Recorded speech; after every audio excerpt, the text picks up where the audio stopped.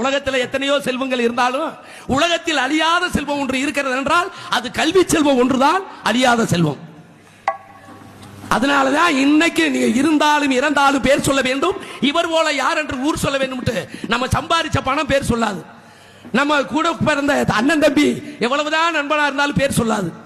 எவ்வளவுதான் சம்பாதிச்ச சொத்துக்கள் ரியல் எஸ்டேட் பண்ணி 500 கோடி வச்சிருந்தாலும் நம்மளுக்கு சொந்தம் வராது, சுடுகாட்டுக்கு வராது. என்ன வரும் தெரியுமா? அவர்கள் படித்த கல்விதான் கூட வந்து கொண்டிருக்கும். அதனால கல்விக்கண் ஊற்றுகின்ற ஆசிரியர் பெருமக்களுக்கும் இந்த நாடகத்திற்கு தலைமை முன்னிலை பொறுப்பேற்று எங்களது நாடகத்தை கண்டுகளித்துக் கொண்டிருக்கின்ற அன்பு சார்ந்த உள்ளங்களுக்கும் ஒளிவரிக்கை பிடித்தான் வைக்கவேன் சொல்லி அருமையான முறை பொன்னழகு தானே வல்லரு சொல்லுவாரு. உங்க அப்பா வேற என்னையா? பொன்னழகு. பொன்னழகு பொன்னழகு ஒளிவரிக்கை உரிமையாளருக்கும் அந்த செல்ல பாக்காதையா முட்டை குண்டி படமா அனுப்புறாங்க. வேண்டாம் வேண்டாம், இந்த செல்லை இட்டுட்டா உலகமே குட்டி சவரா போச்சு. அமெரிக்கா போய்கிட்டு இருக்கா. நன்றி நன்றி நன்றி, நல்லதுக்கும் பயன்படுது. நேரடி லைவா? சரி சரி நன்றி. பொன்னழகு ஒளிபரிக்கை உரிமையாளருக்கு வீடியோ கால். அதில் பணிபுரிகின்ற இயக்குநர்களுக்கும் காலையில் காடு சென்று மாலையில் வீடு திரும்பிக் கொண்டிருக்கின்ற இந்திய நாட்டின் முதுகெலும்பு யார் மாப்பிள்ள? உழைப்பாளிகள், விவசாயி. விவசாயி. ஒரு மனிதனுக்கு முதுகெலும்பு உடம்புல எப்படி முக்கியமோ அதே மாதிரி விவசாயம் தான்.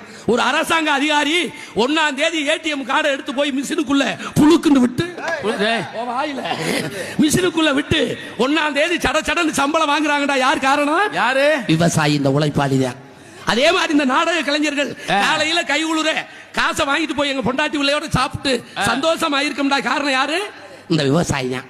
நீங்க எல்லாம் சேத்துல காலை வச்சாத்தான் நாங்க போய் விடிய கற்கல வீட்டுல சோத்துல கைய வைக்க முடியும். இல்லாட்ட அதனால வேணாங்க. அதனால மாபெரும் விவசாய பெருங்குடி மக்களுக்கும் வயதுக்கு வந்தவர்களுக்கும் வயதுக்கு வர துடித்து கொண்டு போறவர்களுக்கும்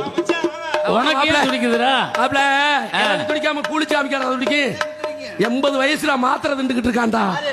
ஒரு வேலைக்கு 3 மாத்திரை.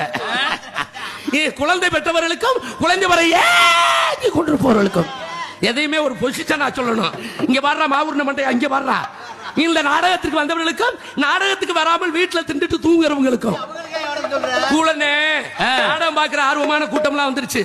என்ன காரணம் என்ன தெரியுமா? இப்படி சேர தூக்கி போட முடியுமாயா? எதுக்கு சேர தூக்கி போட்டாங்க தெரியுமா யாருக்காவது?